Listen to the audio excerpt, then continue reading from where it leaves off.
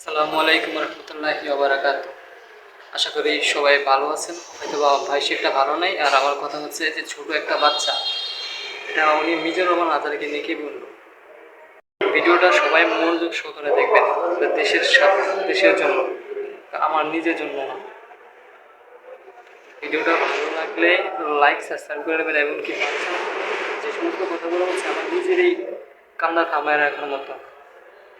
কথা শুনে আমি পারি না যে এখনই মাঠে নেমে যাই। সাফল্য অর্জন করতে চাই। আমরা একটা শান্তিপূর্ণ আন্দোলন করতে চেয়েছি, কিন্তু ওখানে পুলিশরা এসে আমার ভাইদেরকে মেরে অশান্তিপূর্ণ আন্দোলন করে শুরু করেছে। সেজন্য আমি এখন এই আন্দোলনে অংশগ্রহণ করব। তুমি তো অনেক ছোট, একদমই বাচ্চা, তারপরও এই আন্দোলনে যুক্ত হয়েছে এবং সাথে মাও আছে। কেন আসলে আজকের এই আন্দোলনে এসেছে?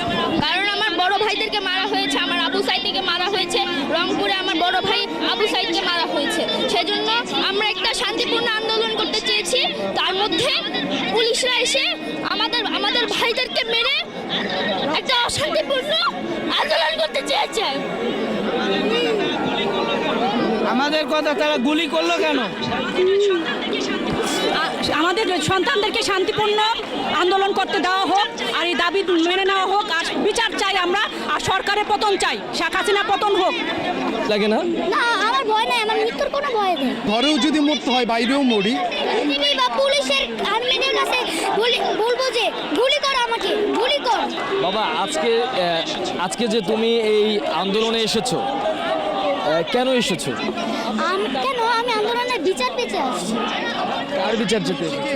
যারা অকারণে শহীদ হয়েছে, অকারণে শহীদ হয়েছে। এখন তুমি কি চাও? এখন আমি চাই প্রতিবাদ, আর আরেকটা চাই যে হাসিনা যেন এই প্রধানমন্ত্রীর চেয়ার থেকে সরে যায় এবং মিজানুর রহমান আজাদ যেন বসে যায়। আচ্ছা, দুই ভাইরা দুই হাত প্রসারিত করে গুলি খেলো, তাদের ব্যাপারে কি বলবো? তাদের ব্যাপারে বলবো যে তাদের ব্যাপারে বলবো যে দোয়া করে যারা আর বাচ্চাগুলোকে মারে। তোমার কি ভয় লাগে না?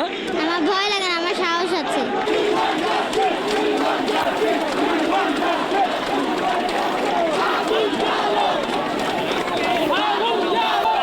আজকে আপনি তো আপনার একেবারেই কোলের একটা বাচ্চাকে নিয়ে এই আন্দোলনে আসলেন, এবং আমরা দেখতে পাচ্ছি যে এক দফায় এক দাবি শেখ হাসিনার পদ থেকে একটা প্লে কার্ডও নিয়ে এসেছেন।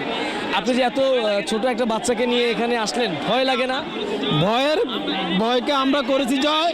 আমরা এই মুহূর্তে এই দেশের সার্বিক পরিস্থিতিতে আমরা এই সরকারের এক দফা এক দাবিতে, পদত্যাগের দাবিতে আমরা এখানে আমাদের সন্তানদেরকে নিয়ে আজকে আমরা রাজপথে নেমেছি।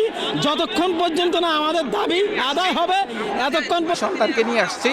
আমরা যে একটু বাসাতে নিরাপদ না, অতএব রাস্তাতে আসলেও তো গুলি খাবো। একজন মানুষ মারা যাওয়া, যে মারা গেছে সে তো একসময় ছিল না, আমি একসময় থাকবো না। প্রতিবাদ স্বরূপ আসছি। এখানে যদি গুলি খেয়ে মারতে হয় তাহলে এখানে মারা যাব। ঘরে বসে মারাচ্ছে, রাস্তাতে মারা অনেক ভালো।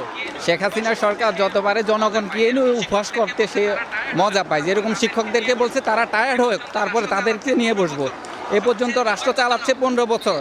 সবচেয়ে দুর্ভাগ্যজনক, সে আমাদের জনগণ নিয়ে সবচেয়ে বেশি উপহাসটা সে করছে। এই উপহাসের প্রতিবাদ স্বরূপ আমি আমার স্ত্রী সন্তানকে নিয়ে আসছি, যেন ক্ষমতা ছেড়ে